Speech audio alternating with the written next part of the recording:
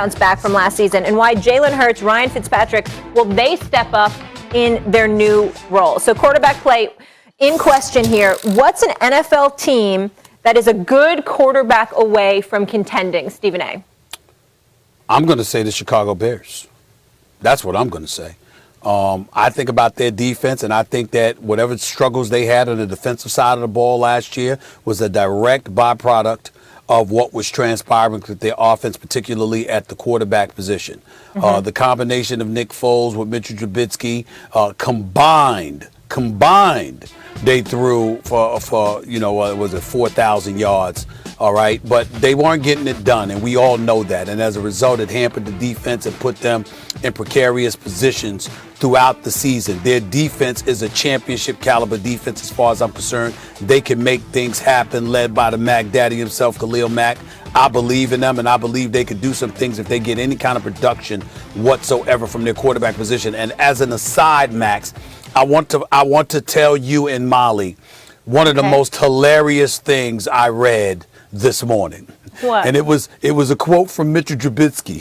Mitchell Trubisky, yes. That dude, where he said up there, it's nice to be in a place where you feel wanted. He said this a couple days ago. Yep. I was eating. He said it, but I didn't see the quote until last night, Max. I almost choked on my food. I was laughing so hard because I'm like, let me get this straight. You were a starting quarterback, right? And you talk about feeling wanted. Well, you in Buffalo as the backup.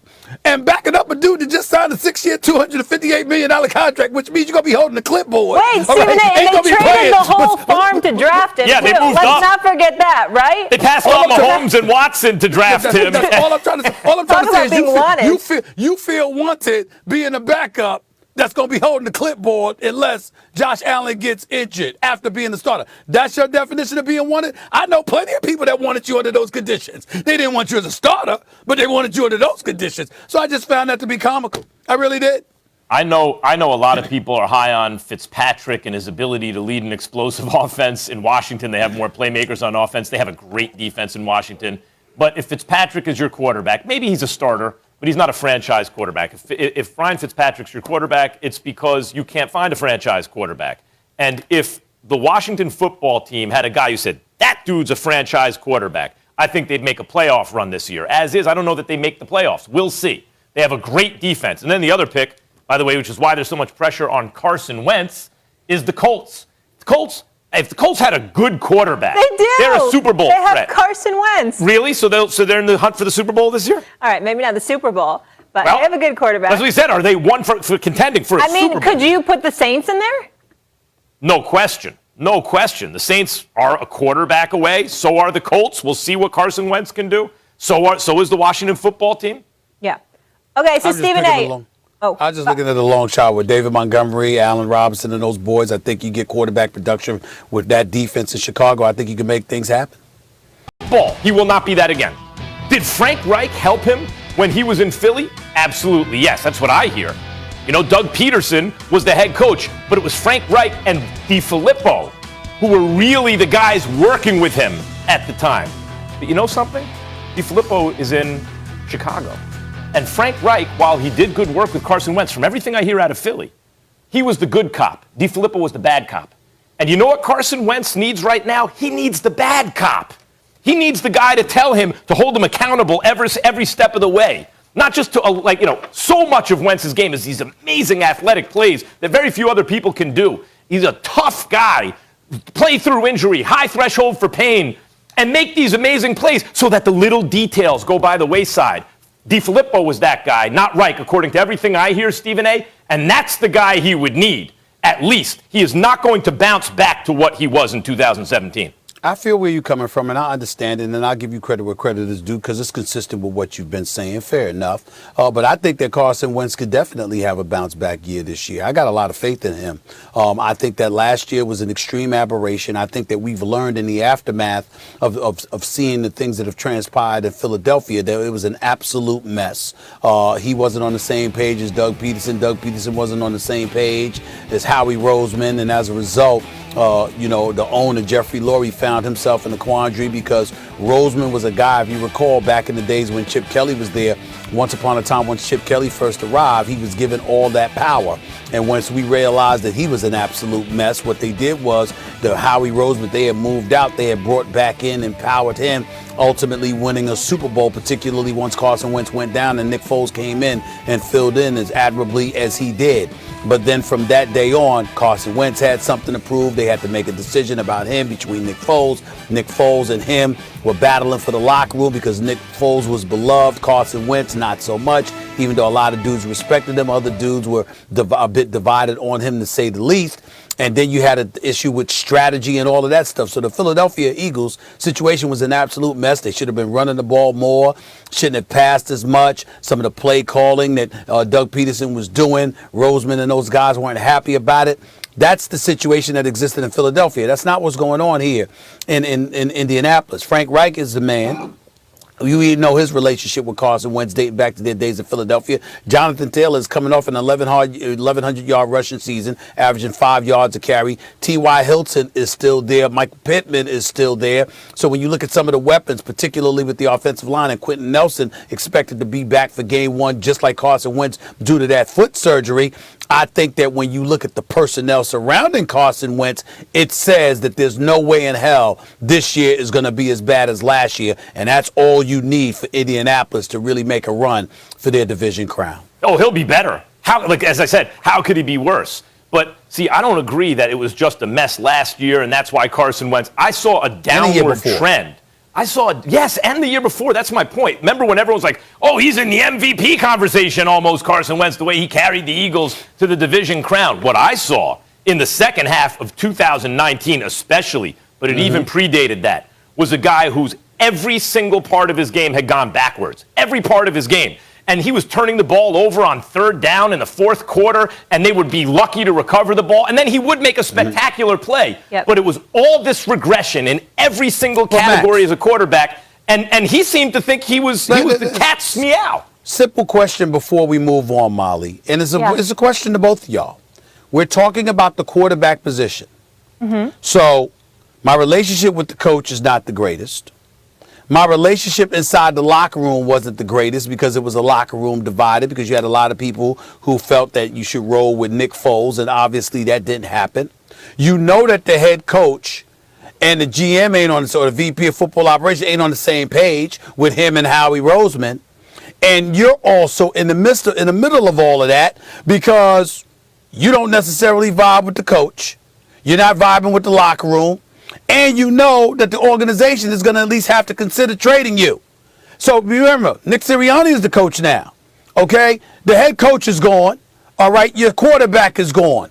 You got a lot of situations. You got a lot of stuff that has happened. What quarterback do you know succeeds under those circumstances? Yeah, and I want to add one more thing to buffer that point, Stephen A. And you mentioned the O-line. Wentz was sacked 50 times last season. That's the most in the NFL. And now he joins a team with the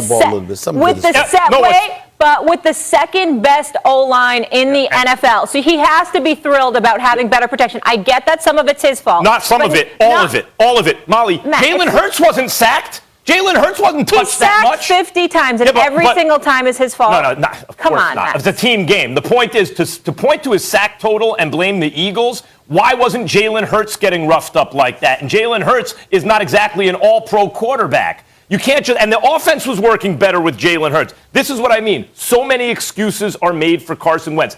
He was awful last year, and he was bad the year before, too. Can we all agree he's on a team with a better O-line? No question. We all agree on that. Look, no excuses. As Stephen A. would say, look at the Colts roster.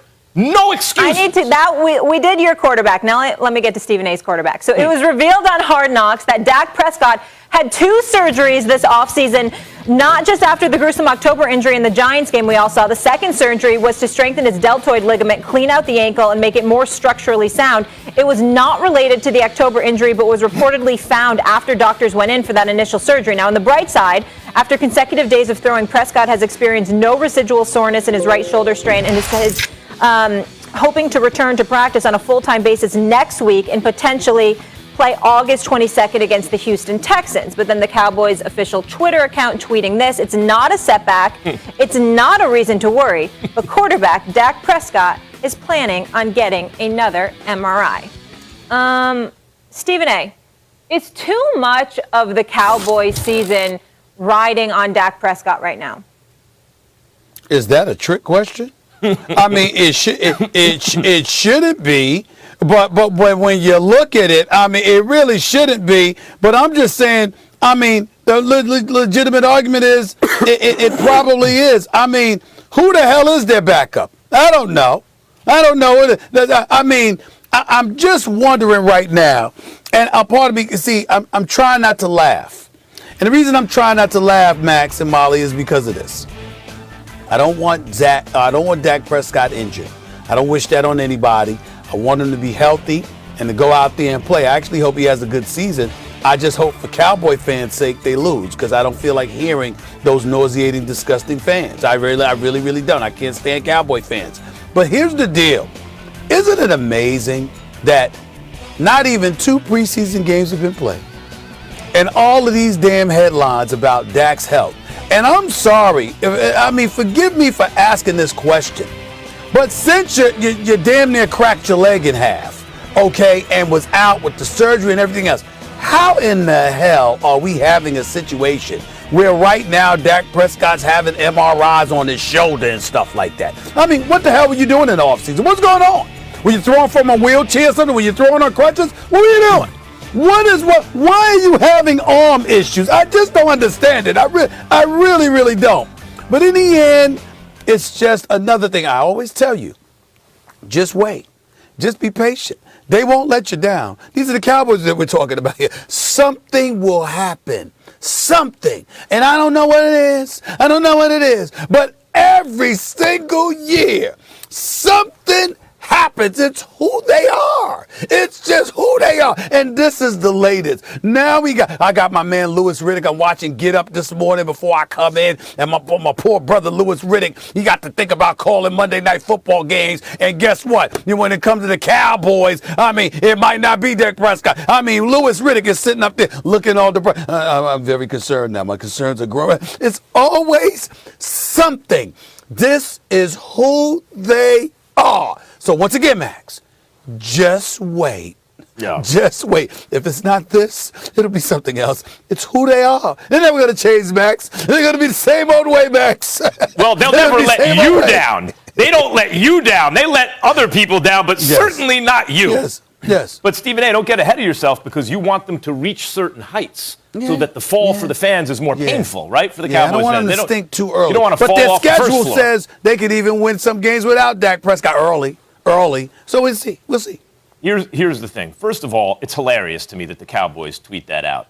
You remember Naked Gun, Stephen A.? Leslie Nielsen has the bullhorn. He's like, nothing to see here. Please disperse. And there's, the guy's the chalk outline and everything. Right. It's a crime scene. Nothing to see. That's when I see a tweet like that from the Cowboys. Nothing to see here. Please disperse. Don't worry. He's getting an MRI on his On his shoulder? Mm-hmm. You mean the shoulder that it was reported that you found out during Hard Knocks there were 2 shoulder surgeries? That's the shoulder he's getting an MRI on? If I'm a Cowboys fan and and I see that tweet and don't panic, now I'm more panicked. What are you talking? Not a reason to worry. Then why is he getting an MRI? You know why? Because he's worried. Okay, that's number 1. Number 2, as it relates to relying too heavily on Dak Prescott, this is the NFL. You must rob Peter to pay Paul. If you have a dude who's coming up and you got to give him $40 million a year in a long-term deal, guess what? Ain't a lot of money left for a backup quarterback. What are you going to do, draft the guy? Like what they did with Wentz? They knew, that was different. They knew Wentz was going in the wrong direction. Spent a second-round draft pick, and Wentz is like, what's going on? What are they going to do, what the Packers did? You're trying to get a talent in there behind Aaron Rodgers. He wants to leave. You're going to bring in a young kid with potential behind Dak after you just gave him a contract? You're not going to do that. What, are you going to go get a veteran? Well, yeah, you get who you can get. You're not going to spend real money on a veteran. How much money do you want to tie up in the quarterback position? You know who backs up Patrick Mahomes? Chad Henne. If Patrick Mahomes goes down, season over. Knock wood, that doesn't happen. But this is the case for every team with an extremely high-paid franchise quarterback. Of course the season's riding on them. One last thing, Stephen A. When we say the season's riding on them, let's not forget. Last time Dak was healthy for a whole season, they went 8-8. So what's really riding on him? A 500 record? Hey, Max and Molly, based on what we're talking about here and some of the just the hints that we see about the season that the Dallas Cowboys are having, I sat here just now, and in this moment, I have made a decision. I think I'm going to go to a Dallas Cowboy game this year at AT&T Stadium. I think I'm going to show up, y'all. I think I'm going to show up in Big D. Yes, I mean, I got to time it for when, at a time when if they lose, it's going to really make them miserable. I mean, they really going to be depressed about it. I got to pick it. I got to pick the right game. You got to wait till they have a good Where they all hyped and they hyped and ready to roll and everybody's ecstatic and excited. And I know they're gonna fall. It's got to be one of those games, and I'm just gonna show up at AT&T Stadium, y'all.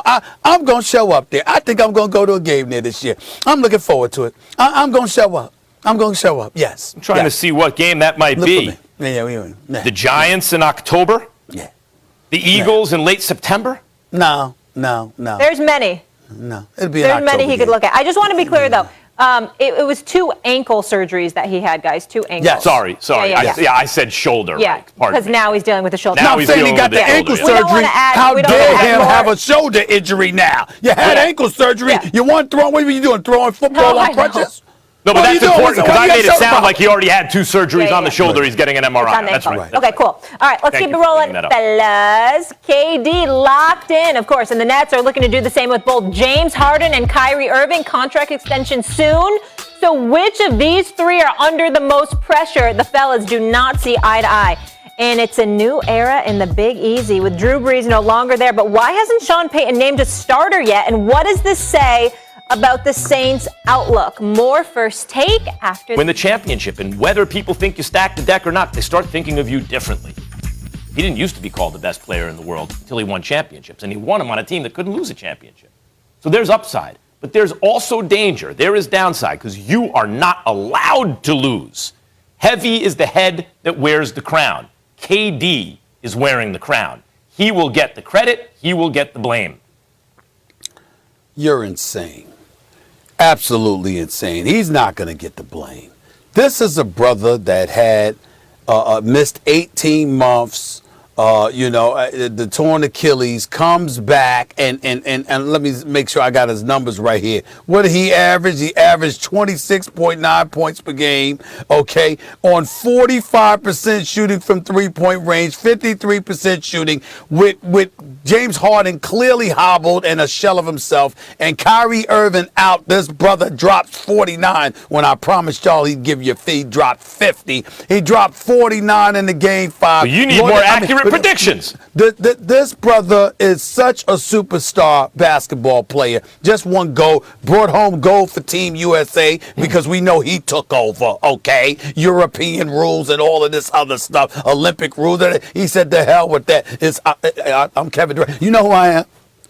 You know who I am. That's what he did, okay? That's what he did. And here's the deal. When you look at James Harden, if you want to sit up there and talk about KD and it's on him because he's responsible for bringing everybody together, remember, Steve Nash ain't the coach if Kevin Durant doesn't approve, and James Harden and Kyrie ain't there if Kevin Durant doesn't approve. If that was the reason you were saying it, I get it. But in terms of just his game, everybody knows how surreal that brother is. The pressure is on James Harden and Kyrie Irving, okay? James Harden, love James Harden. But remember, he wanted out of Houston. They originally told him no. What does he do? He comes in, he's out of shape. He's not ready, even though he still could do things, even though he was out of shape and just a shell of himself. He wasn't himself. We know that. Kyrie Irving, head case, not to say that, and I don't mean that in the negative way, like the brother is doing big things off the court and engaging in a level of philanthropy that we should all applaud. But his mind being primarily on the game of basketball is always going to be a question mark for us watching him, particularly during the regular season, because during the postseason, he's usually ready, okay? In the end, we're all looking at them two. We ain't looking at Kevin Durant. We ain't worried about Kevin Durant. We know what we gonna get from him. It's the other two. And you yourself said, Max Kellerman, for years, James Harden. He played smaller in the postseason than he did in the regular season, and pressure's on him. So I don't know how you could come up with Kevin Durant now when James Harden is his teammate. Because this is KD's team. History I will agree with that record part. this. If they win, as him being the best player on a championship team. If they lose, it's KD's Nets that lost when they had no chance to lose if they were healthy. If they somehow lose, it's on KD. Yep. And if not, if we're saying not, then we all have to acknowledge that there is a different standard for LeBron. It is a different If you're saying standard. there's a different standard, then you should just admit LeBron's still the best player in the game. No, I'm not going to admit that because I know what the hell I'm watching. But what I'm saying to you is this, Max, because LeBron is bigger than just the game of basketball. Kevin Durant wants to hoop all day, every day, even though he's got 35 ventures and he's doing a lot of things in the business world. He's really just a hoop. He's really perceived as just a hooper. LeBron James is an iconic figure that's viewed as transcending the sport. And more importantly, with Kyrie and James Harden, because they are who they are. We don't ignore them. They don't fly under anybody's radar. They're that big themselves. LeBron is That's expected the issue. every time he has a chance to win the championship. If LeBron was on an unbeatable super team, and once it was perceived he was, first year in Miami, he never heard the end of it. It wasn't Wade, it wasn't Bosh, it was LeBron who never heard the end of it. And this team has a chance to be much better than that Miami team. KD will never hear the end of it. That would be because of what LeBron brought on himself, with all due respect. The number on the jersey he chose to wear, the fact that he arrived in Miami and before playing the game, not 4, not 5, not 6, not 7. Those kind of things is what brought that extra attention on him. Mm-hmm. It wasn't just his game. It was the things he said. KD, he's on LeBron's level. I want to see him held to the same standard. Okay, I don't mind that. Here's what I want to see, gentlemen. That hope, that expectation. This is what I want to see. There's 72 games in the regular season, right? No, that was last year. I think it goes back to 82 this year. Okay, so last year 72, right? 82 normal. They played together 14 games, including the playoffs. I just want to see these three play together. No doubt. Right? We got cheated. Amen. Healthy and see that for sure. All right, we'll leave it there. When we come back, will it be Jameis Winston or Taysom Hill that takes the torch from Drew Brees? Jameis is hoping to make that decision easy for head coach Sean Payton. Great for the team, to be able to be around two guys that they support and that they're leaning on to be well for them, regardless of who's their quarterback. I played pretty good football in the NFL, like once upon a time. So I'm just excited to get back to doing that, and I'm grateful that I get a chance to be one of those guys. So I'm looking forward to it. Max, would you say that the Saints quarterback battle actually says more about Taysom Hill or Jameis Winston? Clearly Jameis Winston. Talk about a trick question. Former number 1 overall pick. Guy who by his second season had 28 touchdowns to 18 interceptions. Not setting the world on fire, but with a big arm for a 9-7 team. A lot of people were thinking, hey, can Jameis take that next step, become an MVP caliber player the next season? No, that didn't happen. No, Jameis Winston, Stephen A. Jameis Winston, not that long ago, we were asking the question, should he be paid at the top of the market for a long-term deal and be the face of the Bucs franchise? The answer was a resounding no, and now he's fighting for a starting job on a really good team, but against a guy, and I love Taysom Hill. Taysom Hill is an excellent running back, he's a good receiver, and he can play quarterback. But a lot of people think of him as a glorified gadget player. I think that's a bit unfair, but still, certainly, he's 30 years old. He's had a lot of time to get a job at quarterback. It hasn't happened yet, right? So he's not a great quarterback. He can play the position. And that's who Jameis Winston is in a death battle for the starting position. Of course, this says more about how Jameis Winston has fallen. Okay. I think it says more about how Taysom Hill has fallen.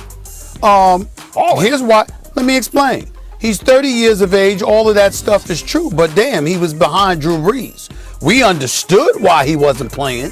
When Drew Brees went down, Sean Payton decided not to put in Jameis Winston. He decided to put in Taysom Hill as a starter.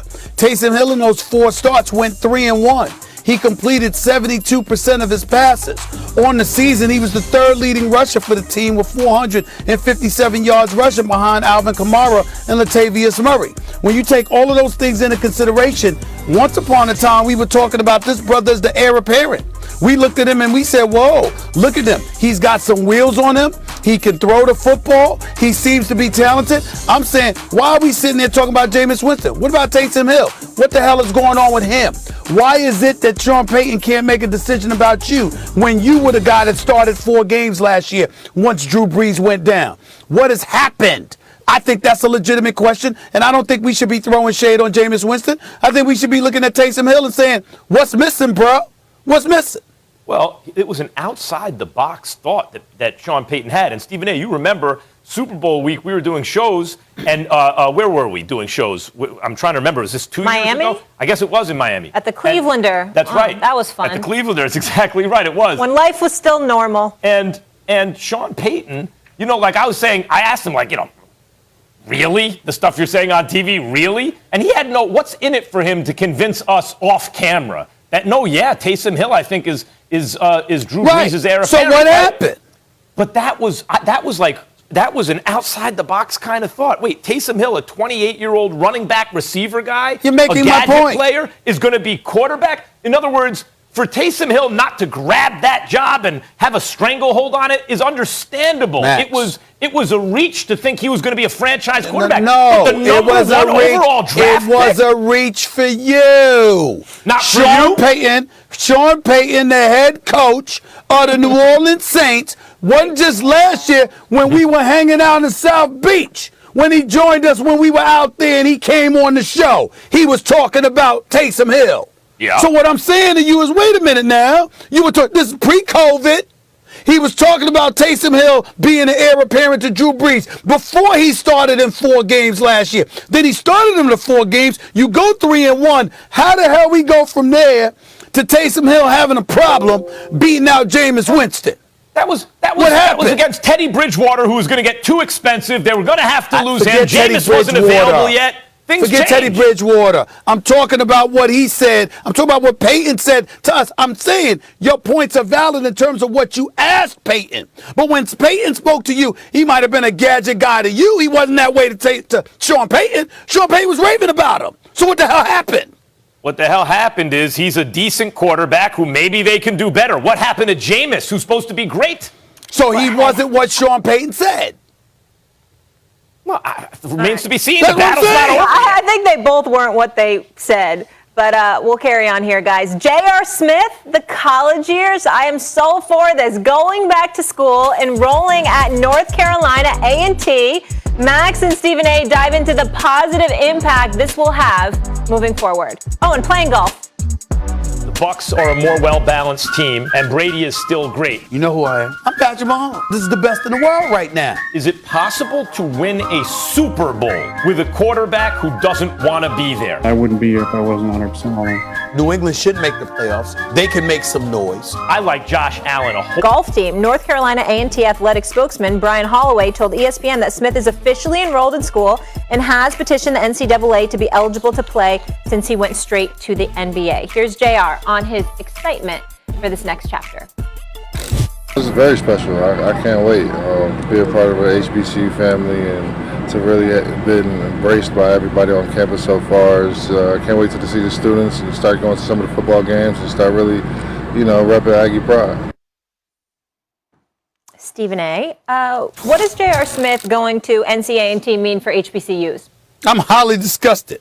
He went to the wrong damn school. He went to the wrong. He should have went Always 30. About you. He should have went 30 minutes further to Winston-Salem State University. That's where he should be going. He should have followed CP3. Oh Lord, take that photo down. He should have went to my alma mater. Okay, he should have been a real Aggie pride die. Yeah, you Aggie have big eyes, Stephen A. I mean, big brown eyes. please. He went to the wrong school. Okay, nah. Listen, let me be serious here. First of all, I have very, very fond memories of my time at Winston-Salem State going to North Carolina A&T. Oh, God. Why does your voice change when you tell me this? It's a very, very special place at North Carolina A&T. The facilities like the library, or what are you talking about exactly? Yeah, the gym? that too. Yeah, that too, Max. Yeah, that food too. court? That too, Max. That too. What is wrong with him? It's a special place. Okay, that's number one. Number two, in extreme seriousness, I'm proud of my brother going back to school, getting his education in liberal arts. That brother can golf. I've heard a lot of things about his golf game. Matter of fact, I plan on reaching out to JR and Steph and all of them to help me with my golf game because I'm getting my own clubs made, y'all. I'm going to be, Stephen A. going to do that golf. I'm going to do that golf. I'm serious. I'm getting clubs made and everything. And all your free time. You know how long it takes, right? My man Michael Wilbon is helping me. CP3 is helping me. When are you going to find time to golf 18 holes? What are you talking about? What world? Well, Max, I mean, it's Southern California, Max. You know what I'm saying? and it's a lot of golf courses, man, country clubs and all that stuff. I think I could find the time. I think I could find a little time to squeeze it in. How brand new he is, country clubs. But back to Jay. Country club. But back to Jay. Well, I mean, you got that's the ones with the best golf courses. You know what I'm saying? I mean, I'm not a member, but they gonna let me in. That's next. Because brother's teaching me. But here's the deal. J.R. Smith, going back for his education. He's a two-time champion, former Sixth Man of the Year award winner.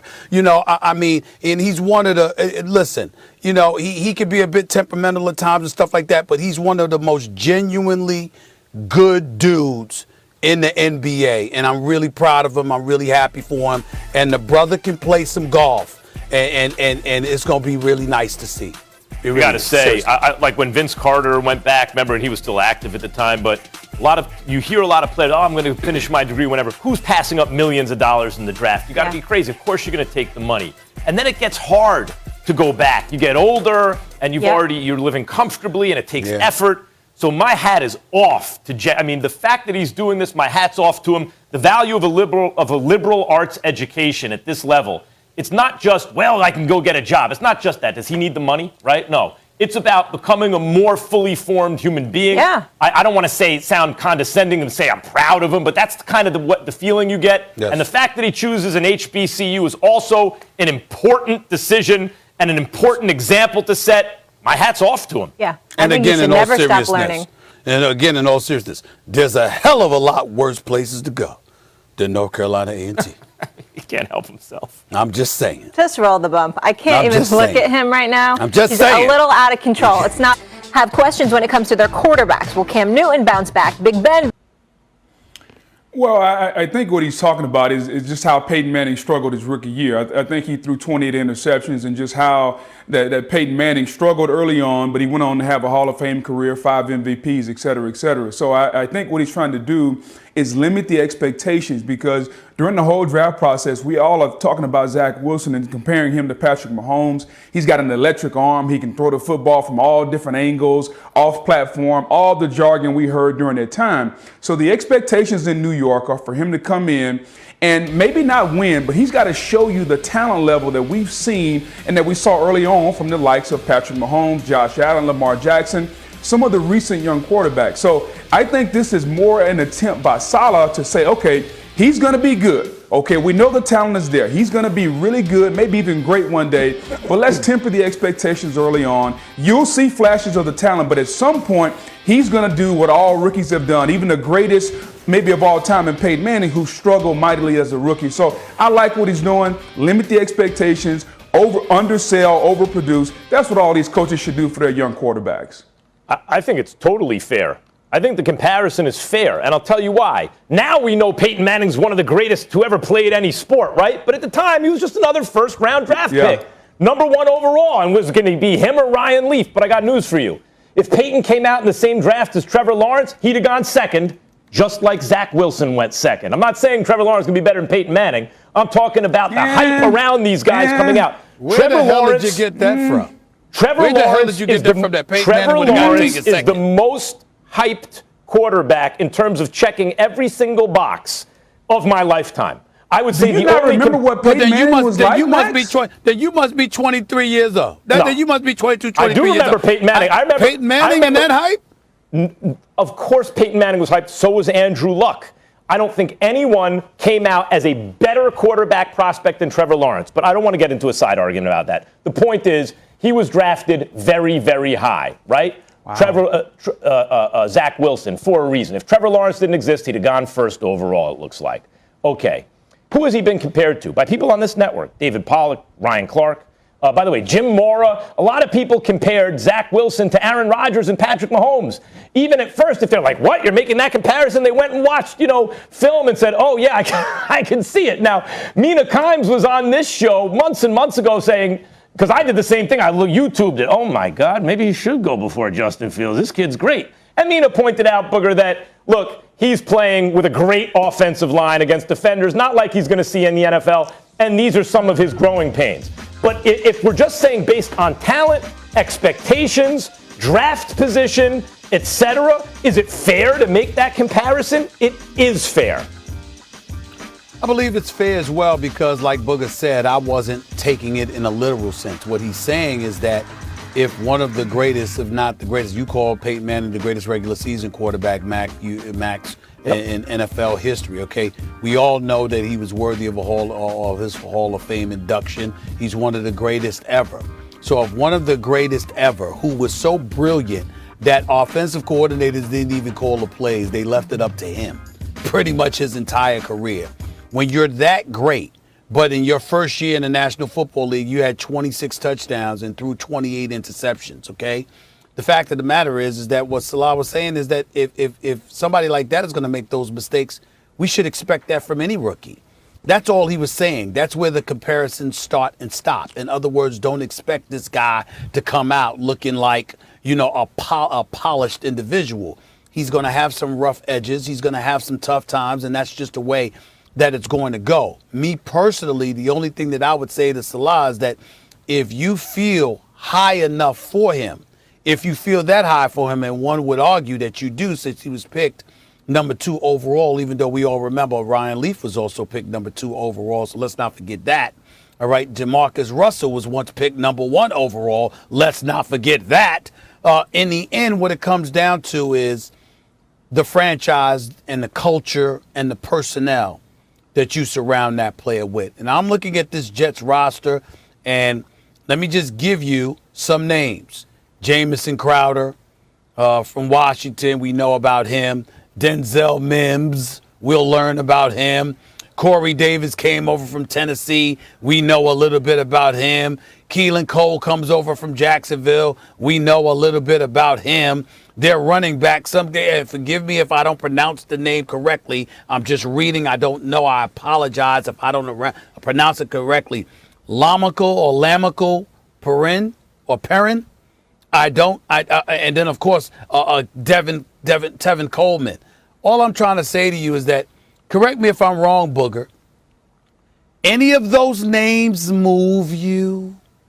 Any of those names jump out at you and makes you say, Buffalo, Miami, New England, y'all better watch out. Y'all better watch out now. Is there any name that I threw out there that makes you say, they're going to make Zach Wilson look really, really good? The answer would be no. And all I'm trying to say is we don't know whether that's true or not.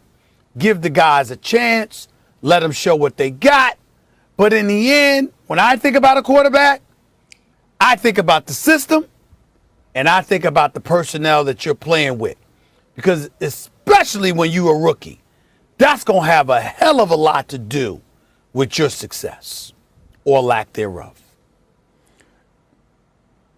Stephen, I think you make a good point about the players around him. As far as the system is concerned, we talked about the system in San Francisco with Kyle Shanahan being the best system for a young quarterback to come into. And we said Trey Lance is in a really good position. Well, let's not forget that Mike LaFleur is coming over and he's the offensive coordinator for the Jets. So if the 49ers system is the best, then the guy that's bringing the 49ers system to the Jets has to have a really good system also. So I think Zach Wilson is going to be in really good shape. The talent is not great, but I do think, unlike some of the other rookie quarterbacks in this league, present and past, he's going to be in a really good position to succeed because they're going to take advantage of what he does well, which is use his athleticism, get him in those off-platform situations where he can use that Patrick Mahomes, Aaron Rodgers-like arm. So I do think he's not going to struggle as much as Peyton Manning did his rookie year. But come on, man, it's the National Football League. All rookies are going to struggle, but he won't do it as much as some of those guys. You know who doesn't struggle? You know who doesn't struggle? The rookies who don't play. Patrick Mahomes didn't struggle as a rookie because he didn't play. And then his second year, he took the world by storm. Here's the thing about Zach Wilson and the way the Jets are doing it. I don't care what he does this year.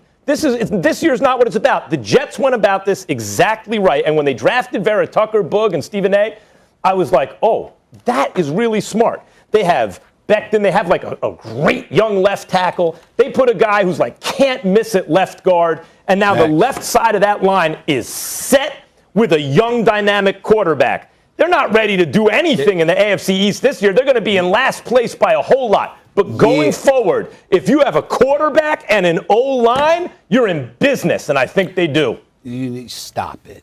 Stop it. Damn it, you were born in the Bronx. You were born in the Bronx. You live in New York City at least half the time now. You know New York, okay? Being in the New York market's a little bit different. You can sit up there and say, well, you know, he's not going to do anything this year, and I get that part from a literal sense. But don't act like doing nothing in New York in year one just because you a rookie and you got a new head coach, and it doesn't matter in the New York market.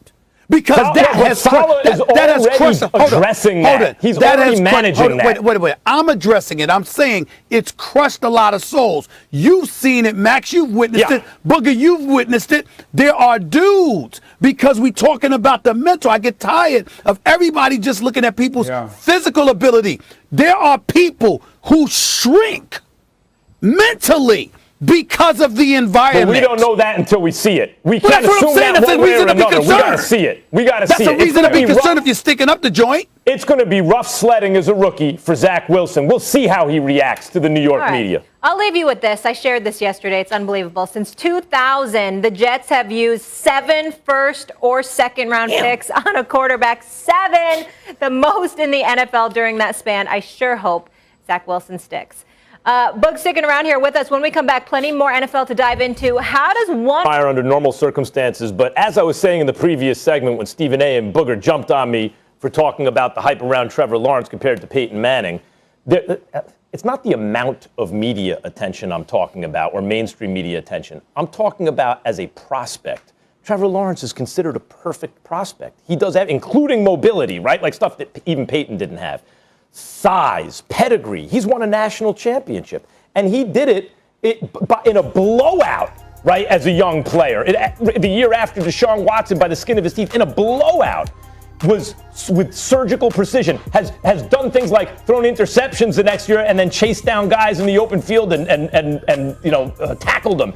He is a football player with size, speed, and arm, intelligence, pedigree, championship, the whole thing. Let's put it this way. Everyone agrees there hasn't been a prospect like this on paper since at least Andrew Luck. You got to go back like a decade. There's more pressure on Trevor Lawrence.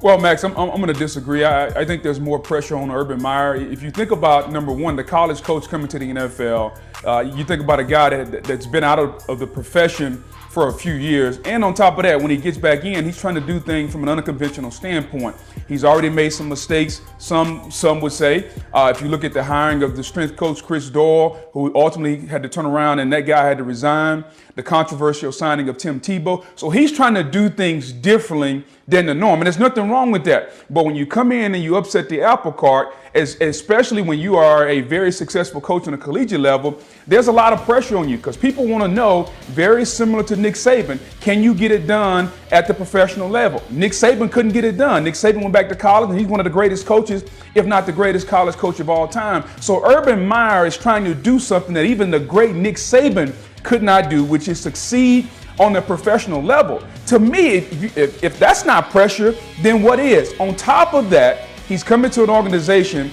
that got to the precipice of going to the Super Bowl, less than 5 or 6 years ago when they lost the game in the AFC Championship game in New England, and it's been downhill since then. So they've seen from a talent standpoint what it takes. They tore it back down under his guidance, and now they're trying to build it back up, and he handpicked his quarterback. So if you look at Urban Meyer, the greatest college coach of all time, some would say, based on his record, if you look at what he did, he came to the National Football League, he handpicked his quarterback, he's doing things from an unconventional standpoint.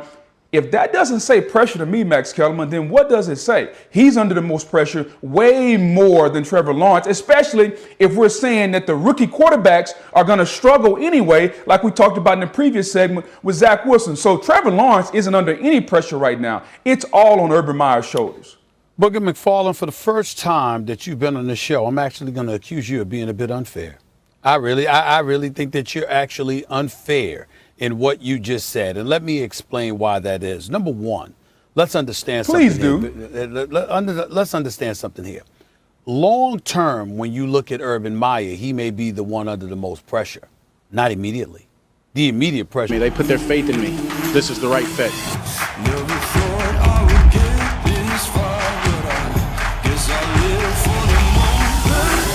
And never in a million years did I imagine not being a Cowboy once I put on this uniform and put on this star. This is my home. I'm not leaving. I'm a Cowboy. This is only the beginning. Hump Day! What's going on, everybody? Welcome into First Take. Thank you for being with us. Hi, Max. Hello, Molly. Looking dapper as always. Stephen A. Smith out there. Taping episodes of Blackish. How'd that go? I didn't even get to ask you. Good morning, Molly. How are you? Zoolander, good. what's going on, bro? What's going on, Zoolander? What's going on? That's right.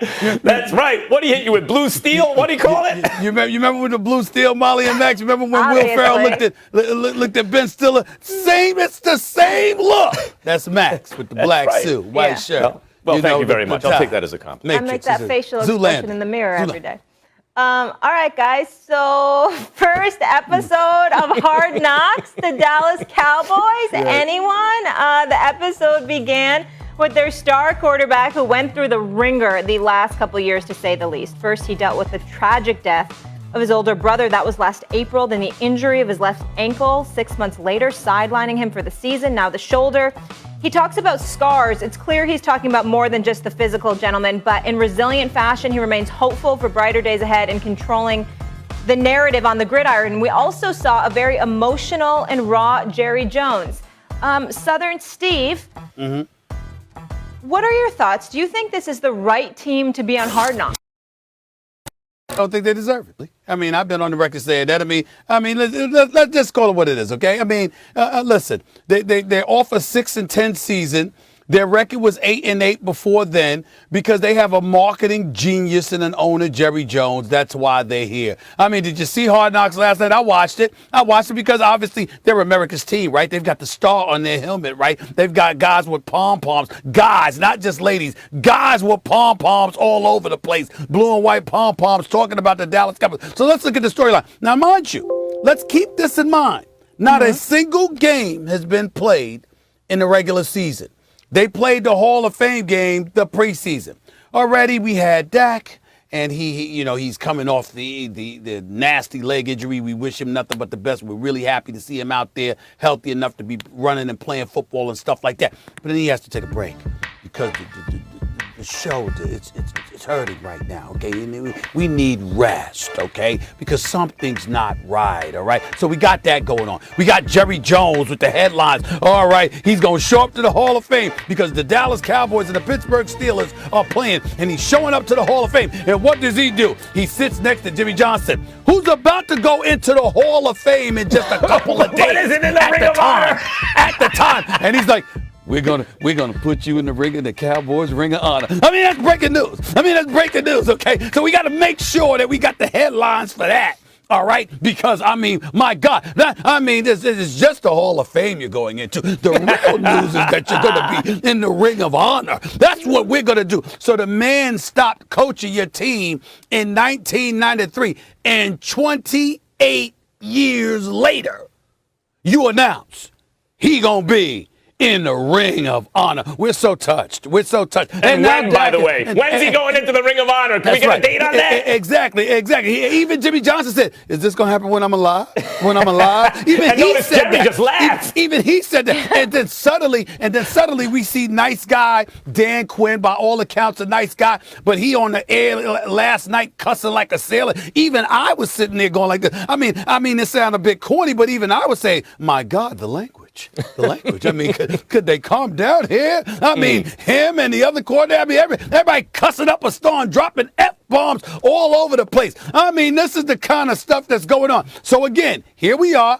Because obviously we're First Take and we have to talk about these things. And once again, they're relevant in the world of headlines. And all that says to me is that I see just crumbs of evidence as to why this team is going to find themselves losing again. The one positive is that brother Micah Parsons. I'm a fan of that brother. That brother is all over the place. Sideline to sideline. He's not playing games. You know what, Vander Esch said up there and going to lean on back. Oh, man, you trying to make every play. You trying to make every play. I'm like this. Damn it, that's what you're supposed to be playing like Vander Esch. If you can stay healthy enough. Vander Esch is like, that's not how we do it around here. Yeah, what are you that's not doing? how we do it You're around making us here. look bad. I mean, just stop the presses. It's the Dallas Cowboys. We bow at their altar when it comes to headlines. We bow at their altar when it comes to topics in the world of sports. We bow at their altar about everything except winning when it counts. I'm so surprised. I'm so surprised. Before you jump in, can I say one thing? Because you mentioned cursing. You guys have heard me once in a while. I let one slip, and I want to completely stop. So you guys need you need to catch me. I'm giving it up entirely. No cursing at all whatsoever. I am. It is not ladylike. So if you hear anything from me, commercial breaks, I'm dropping things, you need to catch me and say, Molly, you gave that up. We'll be talking to you about that for years. You ain't gonna stop. No, I am. You ain't gonna stop. I know I'm not. Off the air, I'm not. I mean, that's I don't cuss all the time. You know why? I hope off the air. The one reason that Cowboys haters should be nervous, although it hasn't happened yet, because Jimmy Johnson said, wait, while I'm alive, is the real jinx, the curse, the hex on the Cowboys is the jinx of the curse of Jimmy Johnson. Yeah. They haven't won. I mean, they won with Barry Switzer with Jimmy Johnson's team, but not since then. It's been, what is it now? Where are we going on, Stephen A? A quarter century? Quarter century, no Super Bowl. Yes. It's 26 years. So over now. Over a quarter century. I didn't major in math, but according to my calculations, that's over a quarter century. That's a year no over Super Bowl. A quarter century, yes. And I'm a little nervous only because once Jimmy Johnson goes in the Ring of Honor, I'm like, wait, is the curse broken? Stephen A., everything that you pointed out is why the Cowboys were the right choice for this. Hard Knocks isn't about necessarily a team on the brink of a Super Bowl. It's just drama. You just want to see the drama of camp. Think about what you just said. First, we saw, it's not that it's new video. We've seen it already, but Jerry Jones crying in camp, right? He's so choked with emotion.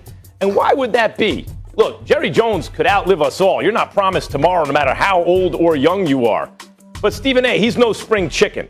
Is part of that emotion because he wants to know, is he going to live to see a Super Bowl championship with the Dallas Cowboys? Another one? Is he going to even live to see it? And by the way, when he's sprinkling salt on that McGriddle or whatever that was that a cheeseburger or a sausage, egg, and cheese? He opened it up, Stephen A. This dude opened up the sandwich to put salt on a McGriddle. I'm like, Jerry, what are you doing? It's not like you guys are knocking on the door of a championship right now. But those moments and all the stuff we saw, including stuff like Zeke and Dak seem to actually be like best friends. You know, like all that was interesting. It was interesting. There was drama with Dak's shoulder. In fact, if anything, I think Hard Knocks could have done a better job amplifying that. It almost went under the radar because there you had Mike McCarthy upset that his reps were too high in practice. Remember the number 575, whatever that related to? Too many throws, too much work. You see Dak champing at the bit. No, forget that. I've waited too long. I want to get back in there. Coach trying to calm him down. And then what happens? He hurts. He re-injures himself. Like that. If anything, Hard Knocks could have amplified that drama more. But there was drama. And Stephen A., this is the Dallas Cowboys. Yes, that was the right team. Okay. I mean, you know. I mean, it's August. You know, the preseason is beginning this week. All right, y'all. All right, you got me. Okay. The Dallas Cowboys, I mean, they are the most interesting. And by the way, let me be very, very clear to remind the audience, I don't have nothing against the Cowboys. It's those nauseating fans that get on my damn nerves. I just can't imagine having to absorb how about them Cowboys. And then I look at their schedule because I got the schedule in front of me, Max Kellerman. And then I get even more annoyed. All right, the schedule has been extended to 17 games instead of 16 games. And, you know, they open the season against the Tampa Bay Buccaneers, and Tom Brady and those boys going to give it to them. You wait and see. But then after that, we got the Chargers. We got the Eagles, who are expected to stink this year. We got the Carolina Panthers, a rebuild. Let's call it what it is. the Giants. Let's not act like. Come on, y'all. watch your mouth. Just stop it. Just stop it. Saquon's running wild on them Cowboys. Just stop it. And then Tiger. after that, New England, even though they're formidable, we understand that. I mean, again, Cam is your quarterback. I got to see it to believe it. You know that. And then the Vikings and Kirk Cousins, whatever. Denver, Atlanta. I mean, I'm just looking at this schedule right here. I mean, damn, the Dallas Cowboys can end up winning about 14 games, for crying out loud. So I'm going to hear the mouths of Cowboy fans everywhere. Now, so we understand, the football scheduling gods looked out for them a little bit, because I find their schedule to be relatively soft, to be quite honest with you, as far as I'm concerned. I don't think it's that arduous. In the end, what it comes down to is this. When you look at Hard Knocks, you HBO, you want ratings. The Cowboys are going to give you that. But listen to how pathetic we are. Listen to what y'all just said. Dak Prescott and Ezekiel Elliott, they seem like friends. Well, what the hell are they supposed to be? I mean, if you're Ezekiel Elliott and Dak Prescott, why wouldn't you be friends? Best friends, not just friends. We said best friends. Stephen A., I want to go over that schedule for a second. Stop, Max. It's the headline. They're best friends. That's right. I mean, Max, it's so touching. So the quarterback that has the running back that usually is rushing for over 1,200 yards, usually is carrying the ball 300 plus times. I mean, that guy, the quarterback is tight with. Wow. I mean, stop the presses. I mean, you can't make this stuff up. Now, How in God's name has this happened? A quarterback and their running back really get along. I mean, since they were drafted. Really? Since they were drafted, they came in together. I even thought it was interesting, and they could have blown it up more, how when they were drafted, Ezekiel Elliott was the big deal. Dak was a fourth rounder. And now it's flipped. But I'll say this about Zeke. Even the fact that you heard Mike McCarthy talking with Stephen Jones, like how much better shape Zeke was in, and then you consider the lines coming back. I want to talk about what you said about the schedule, Stephen A. That is instructive. And it's not instructive because I think the Cowboys are going to win 14 games. The schedule is not very tough. And yet, I heard some losses in there. I wasn't sure how many they win, and that tells you what you really think about a team. Their strength of schedule tells you what you really think about them, because no matter who those teams are, if you don't really believe the team is that good, you're like, oh, that might be a tough game. That might be a tough game. If you think they're great, I don't think the Cowboys are great. When you started going through those teams, I think at Tampa, that's a loss. You talk about the Chargers, you're like, the Chargers should be much better this year. I don't know the Cowboys win that game. The Eagles are a mess, right? But that's an NFC East rival. We all know what happens in the NFC East. No matter how good one team is and how bad one team is, they seem to play in close games. Panthers ought to be a win. The Giants, another NFC East team, I think is going to be better than the Cowboys this year. The Vikings are solid. Like, when you go through that schedule, you're right. It is a soft schedule. Yeah. And yet I heard losses in there, which tells me, at least to me, and I suspect to more people than they realize, we don't think the Cowboys are that great. Stephen A., I want to go back to the point that you just said that you think they're going to win 14 games, because we can't just slide by that. I don't mean that literally, Molly. I'm just saying that they're going to have there's a few cupcake components in this schedule here, and it's conceivable they could. I don't know. I'm thinking more along the lines of 11 and 12 as opposed to 14, but there's a lot. This is not a strong schedule, is what I'm saying. No. That's I'm thinking like 9 wins. But where I wanted to go with that is, how many playoff games do you think they're going to win? Maybe one. Oh, they're gonna fall. Make no mistake about that. They're not going to win. I mean, they're gonna fall. But Molly, but do you understand? He needs them to win 14 games so they can fall. I just set myself up by But I gotta tell you, it's like, listen, if it wasn't for their fan base, I wouldn't even be rooting against them. Listen, I like Dak Prescott. I like the fact that he got his money. I thought it was well-deserved, well-earned, and far too late on arrival. He deserved it sooner than he got it. Ezekiel Elliott, we know, is a stud. The brother can run with the football. You look at Amari Cooper and Gallup and CeeDee Lamb. We know these brothers can play. And I appreciate the fact that, listen, Dan Quinn, the way he was talking reminded me of that former defensive coordinator in Seattle rather than the head coach in Atlanta. You understand? So I expect their defense, which couldn't get much worse, to be significantly better. Stephen A., before we get off the subject. And I also see these brothers that are on the staff just sprinkled throughout the Cowboys roster. And I'm always going to root for African-American coaches, and I ain't apologizing for that to a damn soul. So all of those things are pluses for Jerry Jones, my buddy. My Libra buddy right there. You know how I feel about my man Libra Jerry Jones buddy. and Stephen Jones, by the way. But them damn fans are going to get on my nerves because I'm seeing stuff here that the Cowboys are going to be allowed to disguise their eventual ineptitude for a few more months, a few more weeks rather than I would prefer.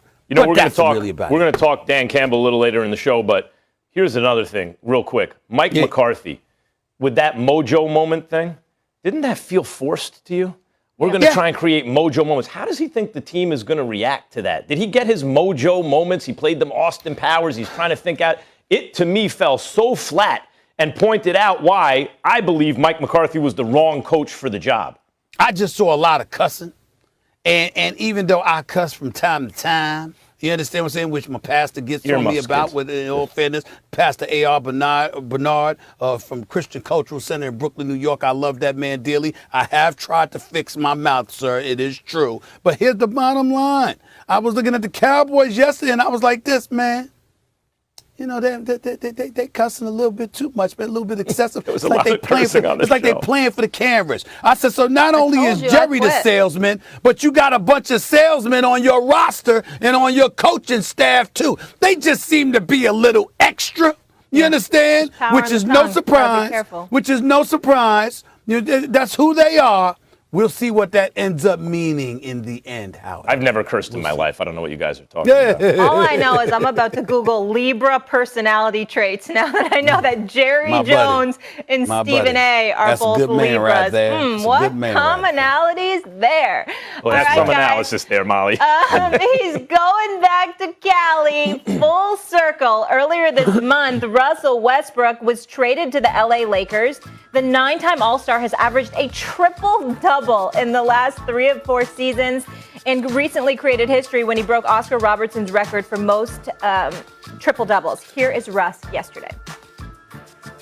I mean, honestly, this stuff happened so quickly. This happened so fast, the last week or 2 weeks or so. But we've had brief conversations and talked about, obviously, what we need to do and how we need to do that. And we'll address that as training camp and as the season comes along, and we'll figure it out. Russell, do you feel like you have anything to prove? No, I don't. I've been blessed and thankful to be able to be in this league so long and lucky to be able to play and be healthy.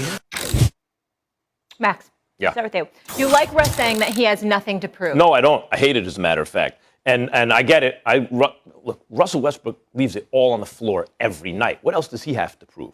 But Russ, because you do that and because of your talents and gifts and your work that you've put in, you've elevated yourself to a position among the greats. And among the truly great players, we want to know who wins championships because it indicates that they're the best. Now, Russell Westbrook could bristle at that and say, no, that's about the team. But Russ, why is it that if anything, you sometimes do too much? Right? Because if your teammates can't do it, you just got to take it upon yourself. Because that's how competitive you are. You want to win. You need to win. Now, it's one thing if you were on a team where we look at the roster and go, all right, come on. And it's an imperfect roster. No roster's perfect. But you have, I really believe, maybe for the second time in Russell Westbrook's career, he has a legitimate championship squad around him. 2016, I thought that was a championship caliber roster. They didn't get it done. The Cavs did. The Warriors didn't. Neither did the Thunder. Okay. Now, for the second time in your career, Russ, you got a legit championship caliber squad around you. And so we want to know, how great are you? Can you be one of the central pieces that is so good that you guys win a championship? We're looking at you, not as a role player or whatever, but as a central figure in the nucleus of a potential championship team. Of course there's something to prove, because you don't have a championship yet. Here's the deal. I don't disagree with you, Max. I just want to go a little bit deeper in all seriousness, because obviously Russell Westbrook and I have had some differences, and I've addressed that. He's addressed it as well, and everything's cool. Here's the deal. He does have something to prove, first of all, that he can win a championship. Period. There's nothing else left to prove, just to win a championship. And I don't think he meant what he said when he said in the nation's capital a few months ago that championships don't mean nothing to him. he sees plenty of champions who are less happier than himself. I think what we have seen from Russell Westbrook is a guy whose level of sensitivity has been heightened in terms of people creating narratives about him and him sitting back and him no longer sitting back and just taking it. He's going to defend himself, and he's going to fend off those naysayers and some of the things that they may say, myself included, because he believes that anything that comes close to addressing or attacking his character is something that he needs to debunk. I respect that. So I want to sit up there and say on national television, there's no reason nor is there any excuse for us to question the character of Russell Westbrook. The brother gives us 100% every night. He goes out and goes all out every night, plays at 100 miles an hour. He never cheats the game in that regard at all, okay? And off the court, never gets in any kind of trouble whatsoever. He's a high character guy, all right? So I want to make sure that I'm clear with all of those things that I just said, because it's incredibly important that people understand. My point is... Do we need a lower third for this, or is it too serious? Say what? Do we need the lower third about Russell Westbrook for this, Nope. or is this too serious? Nope, we don't need it. We don't need it. We don't need it at all. Not when it comes to him. Here's what I want him and all the people who love him and know him personally to understand. We are talking about the game of basketball, not his character, certainly not his character as a man, and the great things that he's accomplishing off the court. Max, I was driving down, I think it was somewhere in Burbank, whatever. I mean, Max, it was like a damn near a mile of stores, and all of them were dealerships in his name. The brother's doing big things. I mean, Russell Westbrook's doing big things, man. And there's a certain audience that he's trying to reach and uplift, and he's doing that too. And he does a lot of things in the community that people don't realize about, and he deserves credit for that. At the end of the day, we come back to basketball. And I'm going to stick to my point about this. When you are that great, as great as he is, I don't want to see you in Washington for a team that's squeezing into the playoffs. So that was 13 games under 500. Now, he can't help that. You want to get the hell out of Houston, you got to go where they sent you. And then ultimately you end up landing where you really, really wanted to land, which is back home here in L.A. wearing a Lakers uniform. Fair enough. But now that you're here and you're an L.A. native, and you start at UCLA, you know what time it is. You know what Laker Nation expects. You know it's about the chip. And you got to go for it. You don't get it, you don't get it. But you really, really, really got to go for it. That chip has to be the priority, more so than anything else. And in the end, when you look at Russell Westbrook, this is what the bottom line is going to be. He's going to the Hall of Fame. We're going to celebrate him one day as one of the greatest players we've ever seen, you know, when you look at what his resume entails. But Kevin Durant, Serge Ibaka, Reggie Jackson, James Harden, then Victor Oladipo, Paul George, then James Harden again, Bradley Beal, and now LeBron James and Anthony Davis were all teammates of yours at one point in time in your career. It's not a good thing if all of those teammates are people that you had and you don't have one single championship to show for it. No. Period. That has to be the priority. And again, like when he says he has nothing to prove, no, he doesn't. As an individual performer, no, he doesn't. As a Hall of Famer, Hall of Fame credentials, no, he doesn't with any of those things. It's just with one thing and one thing only. At some point in time, when you got those kind of teammates, you got to have at least one chip to show for it. Let me just say, we're going to miss Russell Westbrook when he's gone. Yes, he's one of those guys we're going to, and for all the haters, you're only hurting yourself because you're missing the ride. Exactly. We're going to tell our grandkids that we saw Russell Westbrook. He's that kind of player. Mm-hmm. We want him to win a championship because, almost out of gratitude, most Westbrook fans, because I think fans want it for him more than anyone else. So that on top of all that other stuff, we'll tell our grandkids about him, we can say he was a champion, an NBA champion.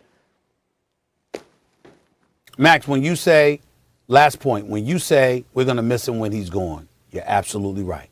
We're going to miss him when he's gone. But we're also missing him when he's going home in the first round. Because we see inferior players that are playing deeper into their seasons. Now, obviously, it might not be because of them. It might be because of the teammates they have.